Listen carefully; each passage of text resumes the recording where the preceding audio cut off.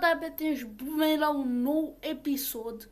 De data asta, bine, e primul meu episod de Q&A, dar și provocări nebune, adică o să răspund la niște întrebări pe canalul meu și o să facem și provocări fete de abonații mei. Bun. Deci prima întrebare a fost: ce alegi dintre Slytherin, jocul ăla, sau Gryffindor, cartea Harry Potter? Bă, eu aș alege Slytherin, pentru că mi-a plăcut jocul foarte mult. Acum nu știu Slytherin.io sau la ce s-a gândit, dar eu aș vrea Slytherin. A doua e să faci 20 de flutări corecte. Bă, eu nu știu acum, dar stați puțin să mut camera. Când mai suntem cu mobizenul să mutăm, să punem pauză. Nu știu să aranjez camera. Dar puțin că am mutat. 1, 2, 3, 4, 5, 6, 7, 8, 9, 10. Am luat și puțin o parte. Mai facem încă 10 acum. 1, 2, 3, 4, pufi. Deci am făcut 5. Lăsați-mă și pe mine să...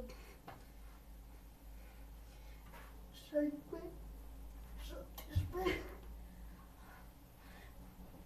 18, 19, 20. Nu mai știu dacă s-a văzut. Eu chiar l-am făcut. Acum nu știu dacă sunt corecte sau nu. Eu le-am făcut. De brațe. Bun. Următoarea categorie. Tot o promovare. O fie, scuzați-mă.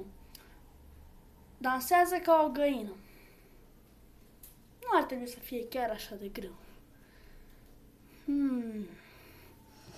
Fuck me. Bă, să râdeți în comentarii, să dați like pentru chestii. Să faci ca o găină, așa o să fac.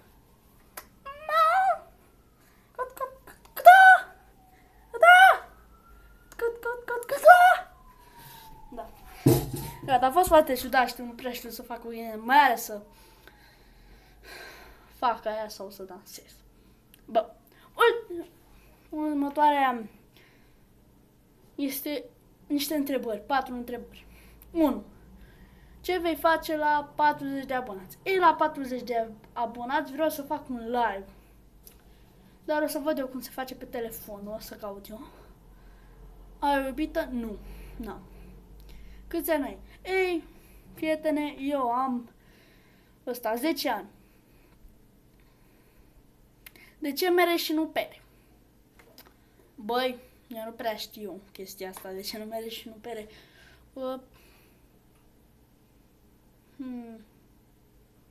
Mie mai mult îmi plac merele, pentru că sunt mai crocante și perele, nu știți că sunt pere de alea care sunt mai moi.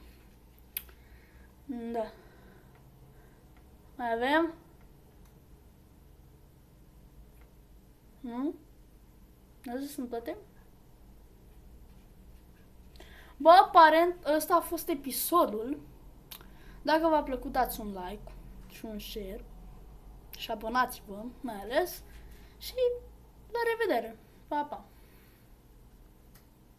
Hai, închide-te, scuzați-mă.